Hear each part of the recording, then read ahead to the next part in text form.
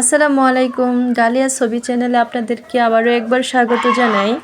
আমি আপনাদেরকে আরেকটা সুন্দর কাঁথা ডিজাইন দেখানোর জন্য চলে আসছি।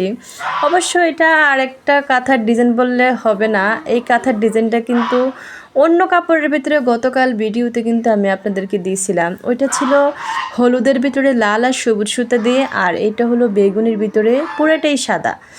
আর এই কাঁথাটাও কিন্তু আমি কয়েল দিয়ে আঁকছি, ওই কাঁথাটাও কিন্তু কয়েল দিয়ে আঁকছি, দুটোটাই কিন্তু কয়েল দিয়ে আঁকা হয়েছে। আর এই কাঁথাগুলো আঁকা কিন্তু খুব ইজি ব্যাপার, এগুলো কিন্তু কোনো কষ্টের কাজ না। চাইলেই কিন্তু আপনারা যারা নতুন আছেন তারা কিন্তু সহজেই পেরে যাবেন।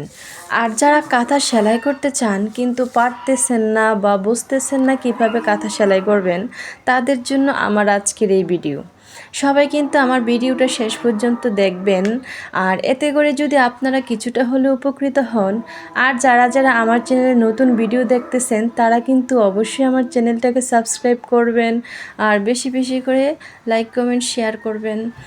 আর বিশেষ করে আমি আপনাদেরকে যেটা বলবো ওইটা হলো, আপনারা কখনো অন্য কাঁথার যে কাপড়গুলো আছে ওই কাপড়গুলোতে কাঁথা সেলাই করবেন না। আর এর আগেও কিন্তু আমি বলছিলাম এগুলো কিন্তু খুবই বাজে কাপড় পরে, অতি তাড়াতাড়ি নষ্ট হয়ে যায়।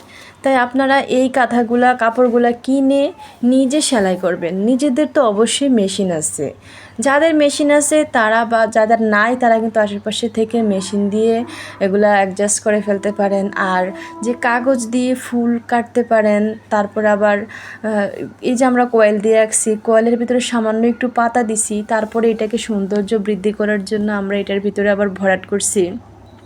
আমাদের সব কাঁথাই কিন্তু আমরা এরকম ডিজাইন করে করে সিম্পল ডিজাইনের ভিতরে আমরা কিন্তু একটু একটু গর্জিয়াস করার চেষ্টা করছি। আর এই যে দেখতে পাইতেছেন এই কাঁথাটার ভিতরে কিন্তু সোজাসুজি সেলাই, মানে কোনো ডিজাইন নেই এটার ভিতরে, শুধুমাত্র কাঁথার যে সেলাইটা ওই সেলাইটা দিয়ে কিন্তু আমরা এই কাঁথাটা সেলাই করতেছি। আর মাঝে মাঝে একটু একটু ভরাট করতেছি যাতে ওইটা দেখতে একটু আকর্ষণীয় লাগে, আর সবাই যাতে ওইটা একটু আধুনিক মানের মনে হয় আর কি। জাস্ট একটু একটু আধুনিকের ছোঁয়া রাখতেছি এই আর কি। আমি আমার সব ভিডিওতে বলি যে আপনারা চেষ্টা করে একটু নিজের দক্ষতা দেখানোর চেষ্টা করেন, যাতে করে আপনারা নিজেও কিছু করতে পারেন। এই যে কাঁথাগুলো আমরা সেলাই করি, আমরা কিন্তু সবগুলো নিজেদের জন্য সেলাই করি না। আমার শখ, ঠিক আছে, আমি কাঁথা সেলাই করি, আমার ভালো লাগে কাঁথা সেলাই করতে, কিন্তু এর ভিতরে থেকেও কিন্তু আমরা কিছু ইনকাম করার চেষ্টা করি। আর মানুষ ইচ্ছে করলে সবই কিন্তু করতে পারে, তবে তার যথেষ্ট পরিমাণ ইচ্ছে থাকতে হবে। নারীরা যে সবসময় দুর্বল ওইটা কিন্তু প্রমাণ করা যাবে না। আমাদেরকে ওইরকমভাবে নিজেকে প্রতিষ্ঠিত করতে হবে, নিজের যোগ্যতা দেখাতে হবে, নিজেকে সমাজে মাথা টিকিয়ে বাঁচতে হবে। আর আমি কিন্তু এই বেশি দিন যাবৎ কাঁথা সেলাই করি না। আমি কাঁথা সেলাই করি এই যে 2 বছর হইব যে কাঁথা সেলাই করি। এর আগে কিন্তু আমি কখনো সুই ধরতে পারি নাই। আমার শাশুড়ি আমাকে বলতো তোমার দ্বারা কখনো কাঁথা সেলাই হবে না।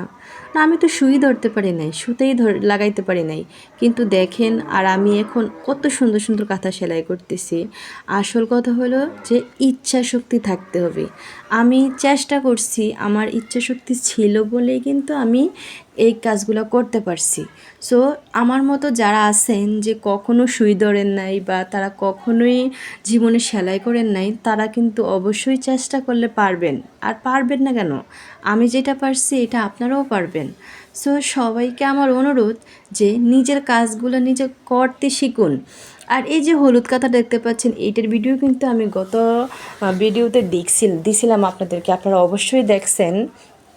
আর এই কাঁথাটা ওই কাঁথাটা কিন্তু সেম ডিজাইনের, কিন্তু কাপড়ের ভিন্নতার কারণে কিন্তু সৌন্দর্যটাও ভিন্নতা হয়েছে।